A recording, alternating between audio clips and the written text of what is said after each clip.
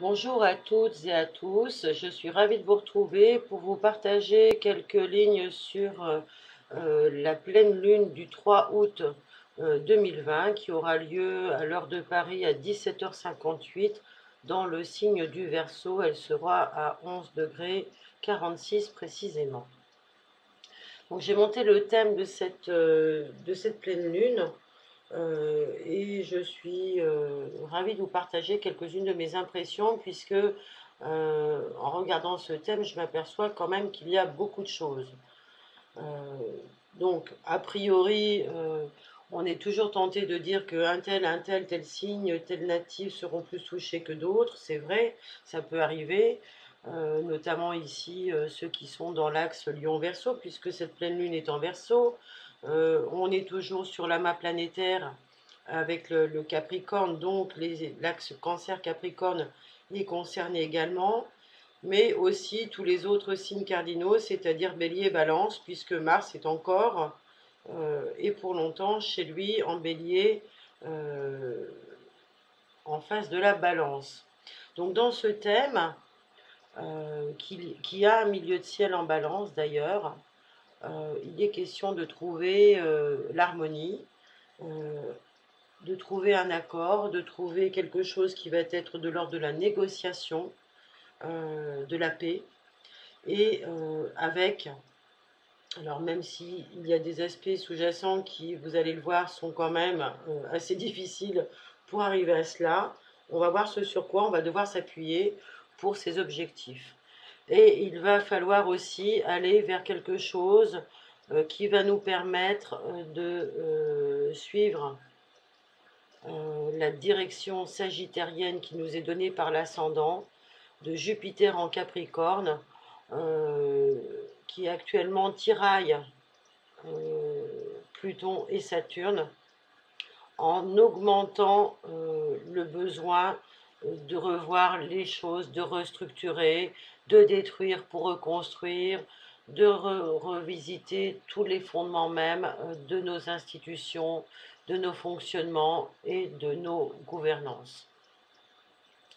Donc c'est de cela qu'il s'agit et c'est vraiment la direction qui est donnée aussi bien sur le plan individuel que sur le plan collectif et planétaire pour chacun des pays. Donc cette carte du ciel, si on l'observe, on peut avoir une porte d'entrée par le descendant en Gémeaux avec Vénus qui est à l'intérieur, et Vénus nous donne les deux voies principales qui sont les voies de l'amour et la voie de l'amour. Par ces deux voies, nous allons pouvoir prendre contact avec notre intelligence et prendre contact avec notre alter ego à l'intérieur de nous et avec l'autre à l'extérieur de nous. Ces deux voies de l'amour sont encouragées par l'encadrement d'une part de fortune et d'une Nord qui est actuellement en transit dans le signe du Gémeaux et qui vient justement augmenter cette dimension communicationnelle, cette dimension de prise en compte de l'autre et de voir l'autre comme son propre frère, comme son propre jumeau. Donc c'est vraiment la dimension qui est donnée à Vénus actuellement. Vénus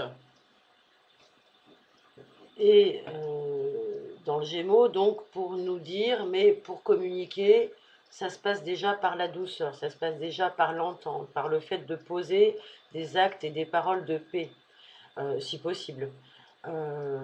Mais en même temps, tous ces efforts-là peuvent être soit contrariés par une impossibilité, mais ce n'est pas tellement l'impossibilité, quand bien même on puisse plus le faire parce qu'on est sous couvert de masques qui cachent le sourire, qui cachent la jovialité, qui cachent la parole. Alors bien sûr, on ne va pas revenir sur la chose qui est à bon escient, hein, sur l'objet, mais au niveau des énergies, on ne communique pas, autant qu'on ne communique pas la bouche pleine, on ne communique pas avec la bouche recouverte, si je puis dire. Donc du coup, Vénus qui fait un aspect de tension avec Neptune, qui est en Poisson, rétrograde, est en train de continuer à nous jouer la pièce du hammam, c'est-à-dire que vous entrez dans une pièce et tout est brouillé, c'est opaque, vous ne savez pas où vous asseyez, vous ne savez pas où vous allez et avec qui vous êtes. Donc c'est un petit peu ça qui se joue pour Neptune, pour Vénus actuellement. La communication, elle est, ou les informations que nous recevons par cette communication, elle est sous forme de brouillard. En tous les cas, même si on perçoit des choses, ce qu'on perçoit n'est absolument pas la réalité. Et ça, c'est quelque chose qu'il faut garder en tête parce que même si c'est quelque chose de très chaleureux, de très beau, de très protecteur, c'est quelque chose d'enfumé. Voilà. Donc, il n'y a pas que dans les cathédrales que ça prend feu aussi dans les choses qui peuvent être annoncées, qui peuvent être proclamées, ou qui peuvent être de l'ordre de la confusion dans notre façon de penser, puisque là, Neptune est dans le domaine de la communication, mais du mental, de notre réflexion. Et donc, Neptune fait un aspect de tension à Vénus, et aussi à l'ascendant. Ça veut dire que la direction qui est donnée actuellement n'est pas forcément la bonne, ou celle qu'on souhaite prendre n'est pas forcément la bonne. Il faut repositionner les choses à l'intérieur du contexte pour voir quelle direction on veut nous faire prendre. Neptune fait quand même un aspect de trigone avec Mercure, Mercure qui est le signe donc de Vénus, et aussi le symbole de notre mental, de notre capacité à communiquer, à échanger, à comprendre, à raisonner, à réfléchir. Et heureusement, il est juste avant le soleil pour cette pleine lune, ce qui permet de réfléchir peut-être avant d'agir, et tant mieux, parce que en plus cette réflexion sera soutenue par une inspiration, puisque quand même Neptune ne va pas apporter que les eaux les plus sombres et les plus profondes, elle va apporter aussi la profondeur d'en haut, c'est-à-dire l'inspiration, la connexion avec ce que l'on a de plus artistique, de plus divin, de plus relié aux sphères supérieures, par exemple. Donc c'est vraiment cette inspiration dont nous allons nous servir pour créer, co-créer, affirmer ce que nous sommes. Et ce que nous sommes, c'est le lion, le soleil en lion, qui essaye de le dégager. Tout au moins de nous montrer, de nous dire par cette pleine lune, il y a quelque chose qui jusque-là est arrivé à maturation ou à maturité, et il faut absolument l'exprimer. C'est le but de cette pleine lune. Donc je vous invite à considérer ce que vous avez peut-être vu lors de la précédente lunaison, au début du mois de juillet, pour voir justement quels ont été de l'ordre de votre enfant intérieur, les blessures narcissiques qui pouvaient être révélées. Quelles ont été les énergies d'intériorisation, enfin, quels ont été les résultats de ces moments de crise psychique, de retour vers vous-même, quelles sont les peurs que vous avez pu mettre à jour, quels sont les mouvements que vous avez pu faire ou les prises de connaissances, d'informations nouvelles que vous avez pu faire sur, par exemple, euh, vos origines, votre histoire personnelle, votre histoire familiale. Qu'est-ce qui s'est passé au courant du mois de juillet de nouveau pour vous? Est-ce que vous avez pu réveiller quelque chose en vous qui était jusque-là inavoué, des choses qui étaient du ressort de votre plus tendre enfance? Ou est-ce que de nouveaux sentiments sont apparus pour des personnes? Voilà, est-ce que vous avez pu, par exemple, euh, réveiller des choses qui étaient du ressort d'une sensibilité jusque-là inexprimée? Est-ce que vous ressentez aujourd'hui le besoin de quelque chose de nouveau? C'est ça qu'il faut prendre en compte aujourd'hui. Alors cette pleine lune, elle est encadrée par l'amas planétaire qui a toujours lieu en Capricorne, et par Neptune, donc, qui est en maison 3. Cette pleine lune, elle est dans le signe du Verseau et elle vient nous dire, bah, il y a une part de nous euh, qui est tiraillée entre rester caché dans l'anonymat ou s'affirmer dans le lion et rayonner et donner une dimension, on va dire, d'exercice, d'existence. Cette pleine lune, elle vient nous dire, est-ce que collectivement, on peut se permettre d'exister? Est-ce que collectivement, il est intéressant que l'on fasse quelque chose pour se rebeller? Voilà, elle vient nous dire comment grandir, comment est-ce qu'on peut manifester ce que l'on est, soit en manifestant, soit sans manifester. C'est intéressant d'ailleurs de faire le lien sur ce jeu de mots, euh, parce qu'il est question de cela, avec la tension, l'aspect de tension entre la Lune et Uranus qui invite, lui, à avoir carrément une révolte, une rébellion, et, euh, et à fomenter une révolution.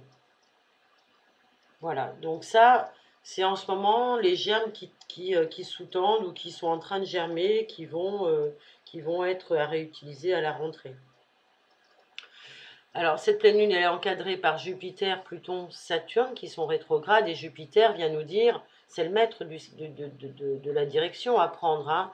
Il vient nous dire, oui, oui, c'est un grand coup de pied dans quelque chose qui est nécessaire, et d'un côté comme de l'autre, il faut bien comprendre que d'un côté comme de l'autre, il y a des choses qui sont dans l'envie d'être détruites. C'est-à-dire qu'autant le peuple peut avoir envie d'autre chose, autant ceux qui gouvernent peuvent avoir envie d'autre chose et tout faire pour le mettre en place. Donc c'est cette forme de gouvernance qui est en train d'essayer, et cette forme d'affirmation qui sont sur les deux plateaux de la balance, puisque la balance est au milieu de ciel, qui sont en train de s'exercer. Qui aura le dernier mot? Pour l'instant, c'est certainement trop tôt pour le dire parce qu'il y a encore beaucoup de choses à bouleverser et que on est toujours dans le flou neptunien de toute façon. Et que ces mouvements-là sont des mouvements qui ne sont pas le fait d'ouvrir une porte et d'en fermer une. Ça se passe sur de longs mois, sur de nombreuses années et voire même plus. Mais on peut quand même déjà pour le présent qui nous occupe, tenir sa place et voir quelle place on doit tenir justement. Et c'est ça qui est intéressant. Donc cette lunaison nous demande de prendre en compte une réflexion qui s'appuie sur la prise en compte de l'autre, dans le respect de la communication et des sentiments que nous avons et de la qualité de l'intelligence émotionnelle que nous pouvons exercer. Et c'est vraiment la voie vénusienne qu'il faut prendre pour trouver un accord, un diapason et négocier quelque chose qui puisse être utile, pratique, vivable et pérenne pour l'ensemble. L'ensemble étant constitué de chacune des individualités. Ces individualités, elles sont vues dans l'axe Lion-Verseau. Donc, l'intelligence qui nous est demandée aujourd'hui, qui va devoir trouver qui va devoir se servir, donc être nourrie par l'inspiration, va pouvoir lutter ou tout au moins exercer une remasterisation, c'est-à-dire une rematrisation, c'est-à-dire reconcevoir tout simplement, reconcevoir un nouveau paradigme, une nouvelle gouvernance, une nouvelle créativité pour détrôner ce qui n'a plus lieu d'être grâce à des choses qui vont être de l'ordre de l'axe du lion-verseau, c'est-à-dire des choses affirmées, des choses qui vont sortir de terre, mais qui vont, pour sortir de terre et se maintenir et exister, devoir être inédites et originales. Rien de ce qui aura eu lieu auparavant ne pourra servir dans sa totalité et dire eh ben, on va se servir de ça pour faire quelque chose d'intelligent. Non, ça sera vraiment quelque chose de nouveau qui ne jettera pas le bébé avec l'eau du bain pour bien sûr les fondations, mais quelque chose de nouveau qui va devoir, par exemple, un nouveau courant politique, un nouveau paradigme, une nouvelle idéologie, parce qu'il y a il y a trop de tensions de part et d'autre, et il y a un point d'équilibre à trouver entre ce qu'on tente de nous faire passer, ce qu'on tente de nous imposer, et la volonté du peuple et la volonté des peuples. qui, elles, aujourd'hui, sont vraiment en train de se structurer. Et elles ne pourront se structurer, et elles doivent se structurer actuellement, individuellement, sur un plan collectif. C'est-à-dire que c'est le moment aujourd'hui de voir que tout ce que vous avez, comment dirais-je, commencé à, à mettre en avant, à mettre en lumière, à révéler à votre conscience, que ce soit par le biais de conversation, de la prise en compte de ce que vous avez entendu chez vos voisins, chez vos amis, dans votre environnement proche, moins proche, professionnel, dans vos lectures, etc. Dans toutes les connexions que vous avez pu faire, il est question aujourd'hui de se rassembler avec ceux qui partagent les mêmes valeurs, ceux qui partagent les mêmes centres d'intérêt, les mêmes objectifs et la même foi. Et ça, c'est très important puisqu'on est guidé par notre foi, on est inspiré par notre être supérieur divin et on est guidé par notre foi. Et cette foi, aujourd'hui, elle s'appuie sur les qualités de nos cœurs, de l'amour. C'est pas uniquement un lead de guerrier, un lead de premier, un lead de quelqu'un qui veut la place pour la place et qui va jouer tout seul dans sa cour. C'est quelque chose qui va se faire pour le rayonnement de chacun à l'intérieur de l'ensemble. Et ça, c'est très important que cette prise en compte soit faite. Parce que de toute façon, si ce n'est pas le cœur qui sous-tend l'ensemble, l'ensemble ne tiendra pas. C'est ce qu'il faut comprendre à travers ce qui est en train de s'installer astrologiquement parlant. Donc, cette pleine lune, euh, elle va pointer dans nos vies, dans nos domaines respectifs, quelque chose, un endroit qui demande à être revu, corrigé, évidemment. Elle va nous dire, bah tiens, là, ça pique un peu, et ça serait peut-être bien de voir qu'il y a une blessure narcissique ou un ego qui prend un peu trop de place, et que c'est au détriment soit de l'expression d'une part de son expression personnelle, soit carrément au détriment de quelqu'un d'autre ou de l'autre ou du collectif. Donc ça va nous demander de revoir un petit peu notre copie à ce niveau-là et de voir qu'on aurait plutôt intérêt à comprendre ce que c'est que l'estime de soi, ce que c'est que la confiance en soi, ce que c'est que la réassurance du soi, et que ce soi, c'est quelque chose de sain. Parce qu'il y a l'ego égoïque, mais il y a l'ego qui est sain. Et cet ego sain, c'est celui-ci qu'il faut prôner. Mais aujourd'hui, il n'y a pas grand-chose qui nous est montré en termes de modèle par rapport à ça. Il n'y a pas grand-chose qui nous est même recommandé.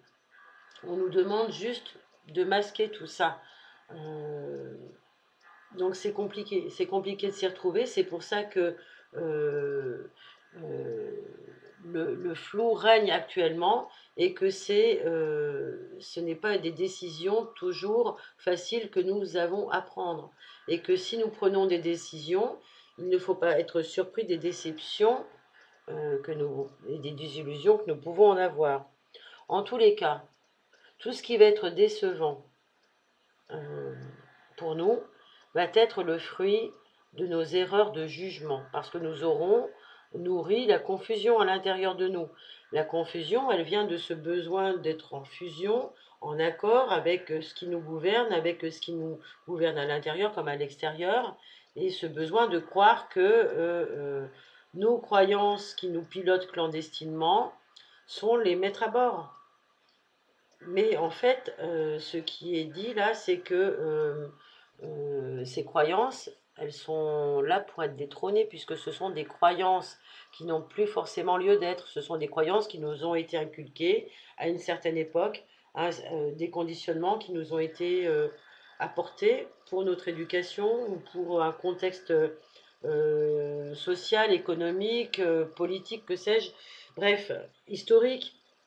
Ces conditionnements, ils appartiennent à cette époque, mais en aucun cas, ils font légion pour l'humanité ou sur l'échelle du temps, sur l'échelle des dimensions, sur l'échelle des espaces-temps.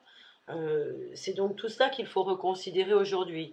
Donc qui nous sommes à l'intérieur de tout ça, comment pouvons-nous briller intelligemment plutôt que rutiler en déployant nos consciences et nos consciences dans l'intérêt collectif de chacun.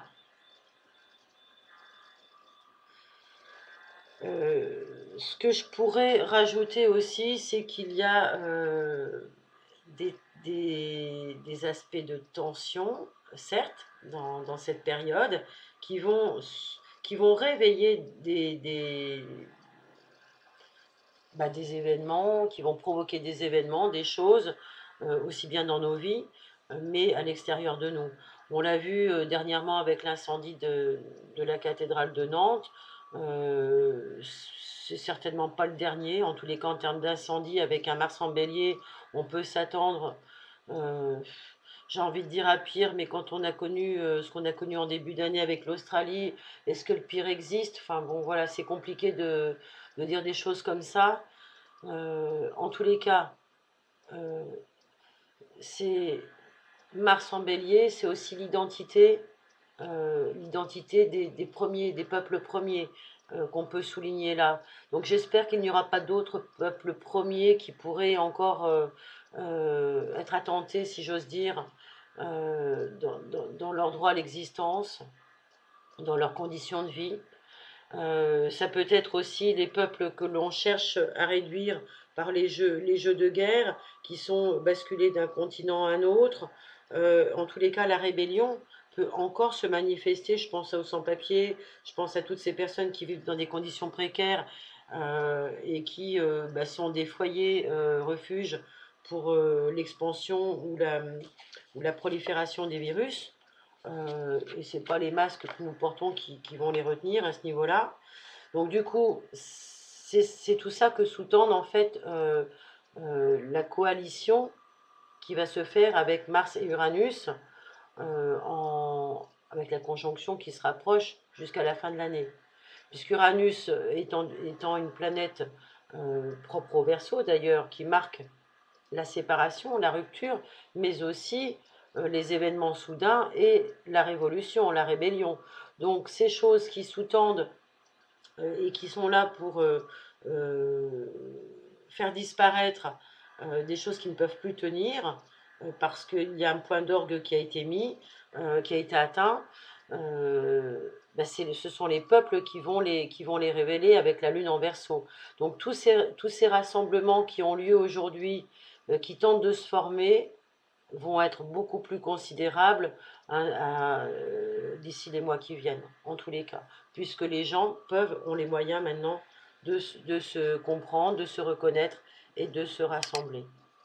Grâce aux prises de conscience qui ont pu être faites et grâce aux événements marquants qui ont séparé, qui ont d'ailleurs été certainement faits aussi pour ça, pour séparer et diviser les opinions publiques en liguant les uns contre les autres, avec l'égide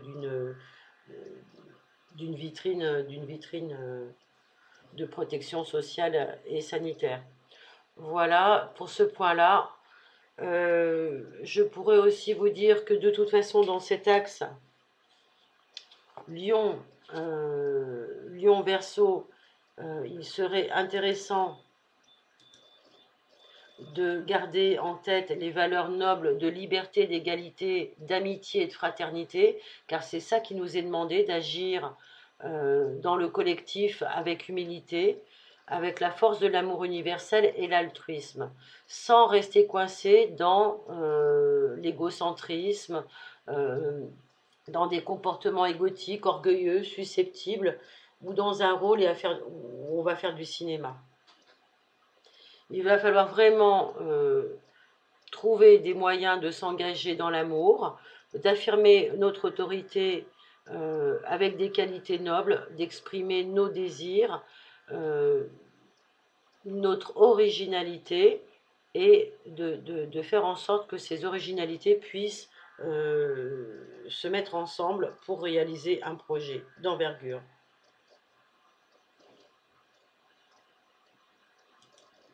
Les impulsions sont données pour cette pleine lune et on va voir ce qui va se passer là dans le courant du mois d'août justement par rapport à tout ça. En tous les cas, moi je vous invite quand même à trouver la voie du discernement, la voie de la mise en pratique, c'est-à-dire les contours, parce qu'ici tout est opaque, tout est flouté, On ne sait pas si on est dans un... quand on réfléchit à un sujet ou qu'on tente de voir clair, on ne sait pas, c'est un peu comme si on entrait dans un hammam. Tout est obscur, tout est enfumé. Donc du coup, de ce brouillard ambiant, il faut apprendre à tirer des leçons et aller chercher des repères de discernement, euh, à exercer toujours son esprit critique par rapport à tout ce qu'on entend et à remettre en question en permanence. Voilà ce que je dirais pour cette pleine lune du Verseau qui demande de considérer, je le rappelle, l'autre avec les valeurs de la fraternité, les valeurs de l'altruisme et de l'égalité, tout en prônant la mesure raisonnable de la voix du cœur. Voilà, je vous remercie pour votre écoute. Je m'arrête là pour cette lecture. Et si vous avez des questions ou des interrogations concernant les impacts des transits actuels et à venir dans vos thèmes natals, n'hésitez pas à me contacter. Vous avez le lien en dessous de cet audio et vous pouvez me contacter aussi via ma page Facebook ou directement sur mon site lecielbleuastrologie.com. Je vous souhaite un excellent mois d'août à tous et je serai ravie de vous retrouver lors du prochain audio. À bientôt.